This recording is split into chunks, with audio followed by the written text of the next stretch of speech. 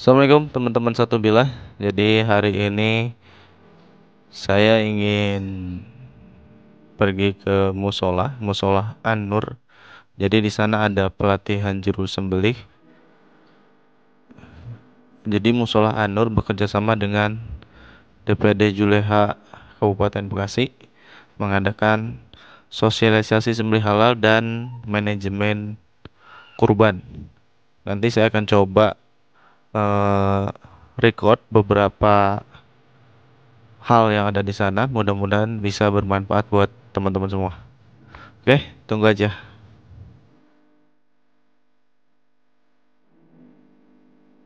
Oke, teman-teman, kita udah nyampe di Masjid An-Nur ya. Ini daerah Kabupaten Bekasi. Jadi mungkin agendanya nanti kita akan materi dulu. Ada materi fikih kurban dan materi eh, penyembelihan. Setelah itu praktek, dan di sini juga udah ada bazar. Nanti kita coba lihat-lihat ya. Kita akan record beberapa mungkin pada saat praktek penyembelihan dan perobohan ya. Kita juga akan lihat-lihat beberapa bazar golok pisau. Mudah-mudahan nanti bermanfaat buat teman-teman. Oke.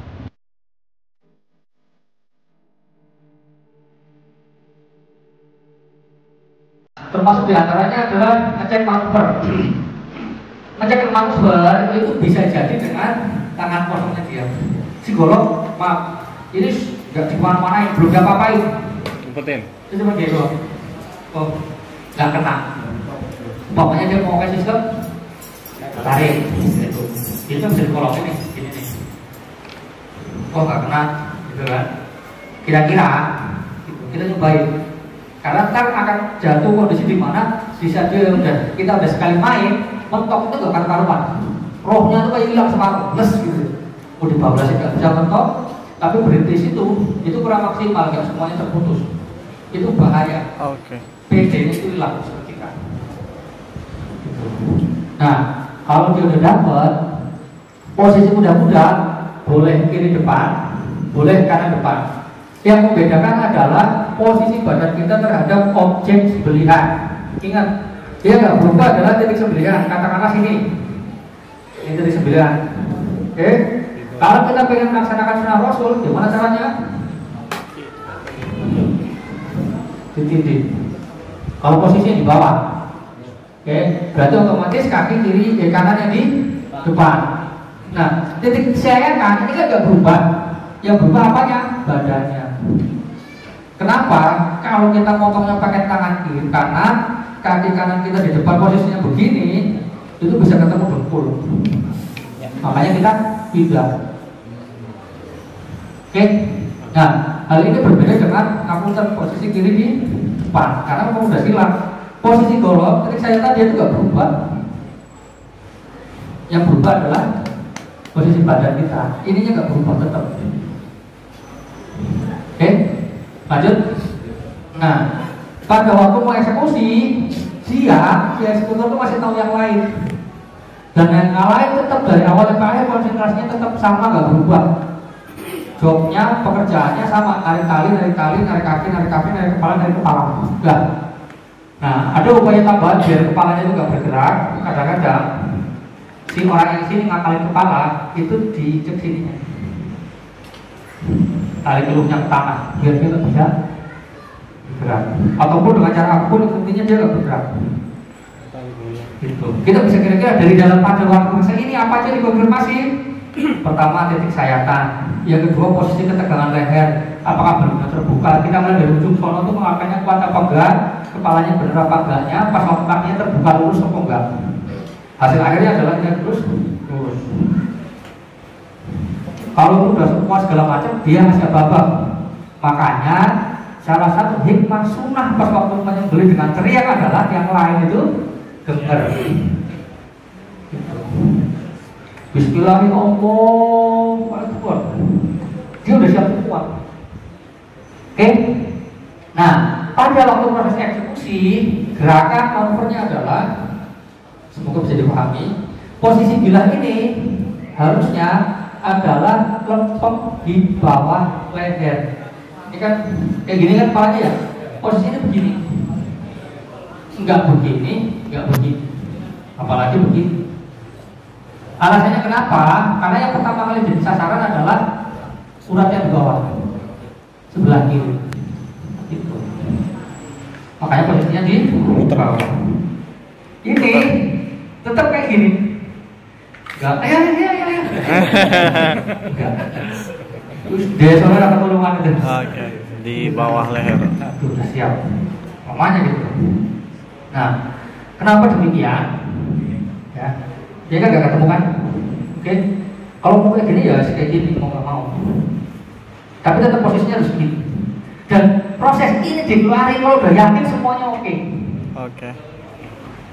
Nggak kelamaan. Nah, urutan atau proses eksekusinya adalah selain dia terlurus terhadap ini, gerakan tangannya dia juga jauh begini aslinya loh. Tapi seperti apa? Yang turun adalah badannya atau kakinya dilipat. Kenapa? Kalau misalkan mau hitung-hitungan amplitudo antara angkat begini sama begini itu beda kekuatannya. Makanya daya tekan terhadap mata bilang terhadap leher itu berbeda. Kalau kayak gini kurang nancep, terus berat. Tapi kalau makin dekat sumber, makin enteng. Makanya kenapa pas waktu ditolongin nariknya bisa keluar karena gitu. Jadi enggak gini. Kotor. Pangkal Pangkal gilanya. Iya. Nempel ke pangkal gila. Nah, setelah melakukan sebuah eksekusi, ya badannya turun segala macam, nggak berhenti keluar dari kelas itu menjadi masalah. Walaupun ada pribadi meyakini dicopot, dilihat untuk konfirmasi, diperbolehkan karena ini bagian daripada proses penyembelihan. Kecuali kalau kita melakukan perkara yang lain. Kopi. Itu nggak boleh.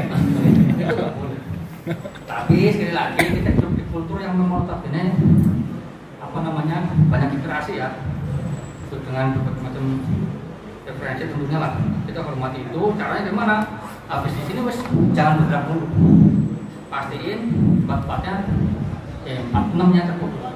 Tapi yang paling penting itu 4. Nah, setelah melakukan eksekusi, di samping terputus, pastikan bahwa saluran darahnya itu nggak mampu. Di sini tuh akan muncul dua saluran. Ya, tapi itu tadi.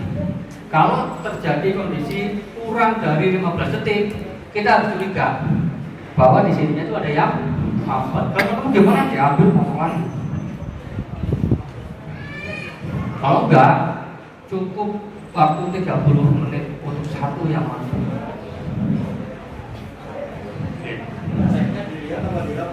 Dilihat, karena dia muncul persis kayak pesawat putus. Iya, muncul. Nah, tandanya biasanya kalau dia mampet itu keluarnya tergotak gitu, tapi langsung hilang, nggak netes lagi. Waktu netes kurang lebih paling gampang lah kalau misalnya ngapalin antara 1,5 sampai 2,5 menit.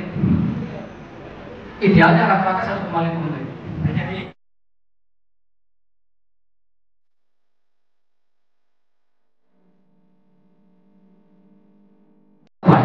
Cuma ini nggak bisa ya.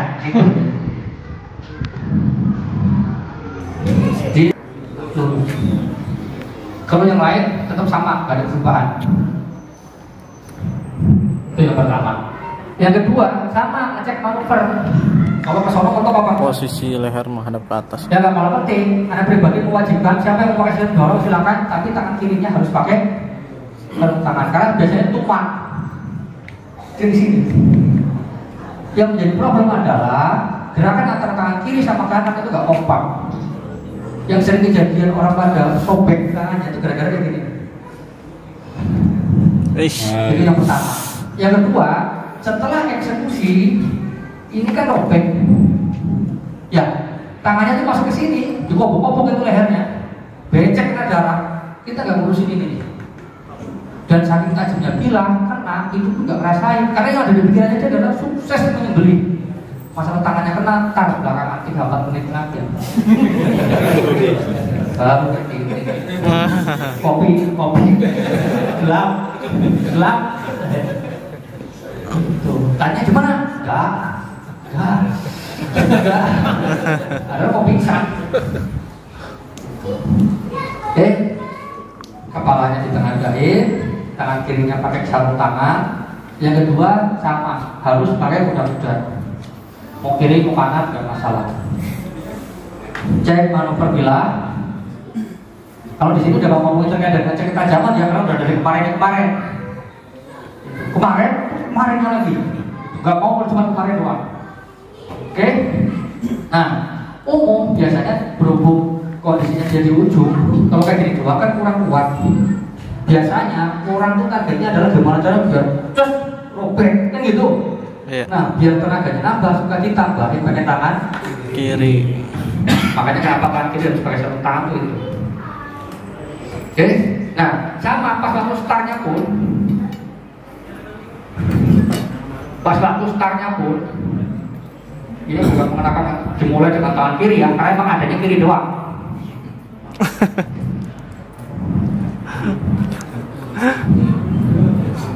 Chain gloves. Iya. Khusus tapi nggak berani pakai. Iya, karena saya nggak berani beli. Oke lah, kadang-kadang gitu. Mau tangannya terlalu gede.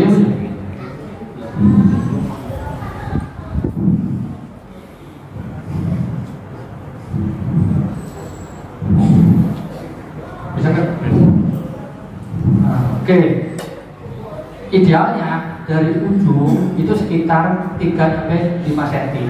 Alasannya kenapa? Kalau dia terlalu mundur begini, nanti masuk ke sono tembus kayak gini jatuhnya. Kau melin.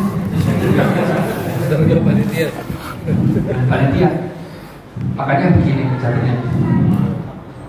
Soal nggak lihat pasti.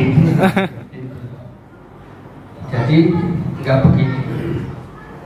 Karena kalau begini, isain nggak potong. Tuh, startnya harus 3 cm atau 5 cm. Makanya kenapa waktu itu dorong rata-rata makanya bilangnya panjang, kurang lebih sekitar 35. Karena itu yang dipakai itu sini cuma belah, bukan sini. Kalau pendek akan kurang. Ini kita ngomongin kondisi umum ya. Jangan sampai saya pernah lihat video orang pakai 20 cm bisa dorong. Tanya aja dia badannya ngomongnya berapa. Kan gitu. Ini udah setahun sekali pakai gemeter lupa. Tanya teman gitu kan YouTube dulu baru praktek. Dulu yang kayak gitu ya. Sengaja tiap hari. Dia repot kerjasamanya. Sama. Nah, posisi startnya adalah di kedua siku kiri kanan itu dilipat. Ya begini. Karena kalau begini yang maju adalah badannya, rungkep, makanya harus dilipat. Oh. Oke. Dua siku dilipat. Tahu beda keduanya? Mana yang lebih bagus? Ya dua-duanya bagus. Tapi dengan cara tertentuan itu tadinya. Sama. Oh, sama-sama punya bahaya. Misalkan contohnya ini tangan kiri kena sayatan. Pas waktu sistem tarik dengkul kena, makanya diakalin gimana caranya biar gak kena kan gitu. Bukan berarti bahwa ngomong yang satu gak boleh dipakai, enggak begitu. Perkara kayak gitu ya, kok tata cara dan itu diperbolehkan. Ya, kalau buat pemula yang disarankan dorong apa tarik? Nah ini atau merasa nyaman-nyaman kan? PD apa? Ustaz, untuk gerakan dorong kalau tarik kan ada manuver gini ya, ada kalau gerakan dorong ada ini juga apa? Enggak. Oh enggak. Justru tujuannya kenapa kepala di tengah dahi karena biar gerakannya dia itu lurus. Lurus aja ya. Tapi nggak apa-apa kalau misalkan antum habis motong salto ke depan pengennya kayak gitu nggak apa-apa. Loh iya kan? Freestyle dulu. Karena nggak mungkin gitu. Dan yang maju ke sana adalah menggunakan kekuatan badan. Gitu. Nah kalau pakai puter kayak gini, masya Allah luar biasa. Ini saya aja bingung bayangin. Tetap sama untuk yang lainnya, kepalanya, megangin badan, megangin kaki segala macam itu gak ada perubahan. Cuma urutan di situ doang. Gitu. Terus terang di kami sendiri banyak laporan masuk orang praktek sistem dorong itu pada luka cuma gara-gara ini doang. Gitu. Kenapa gak dijelasin? Yang enggak tuh ya gak jelasin gitu. Tapi dia enak, iya, dari tahun ke tahun, bener nih. Nah yang awam ini kan taunya mirip-mirip doang, gitu. Mirip-mirip gitu kan. Tapi terkait dengan kenapanya nggak ngerti. Gitu.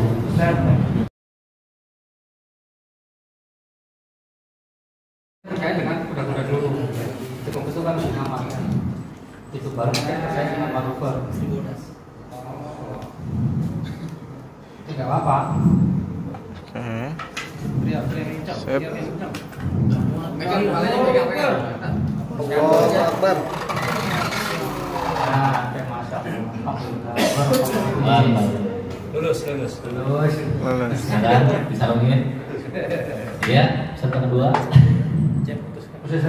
Ah iya, kalau bisa. Pas waktu ngecek ini jangan dimasukin dulu. Yang dicopot. Kan belum kelar kan kita. Jangan diangkat dulu ya. Iya.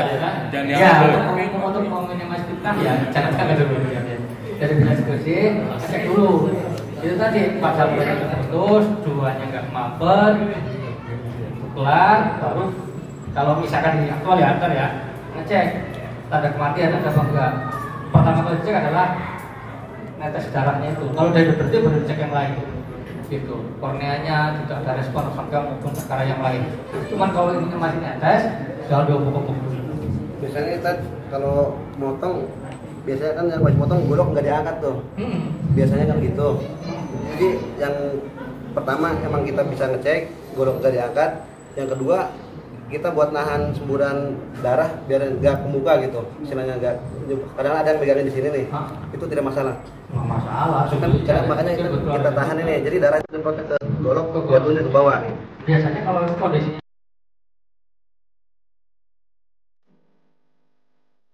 Oke teman-teman, terima kasih. Sekarang udah selesai.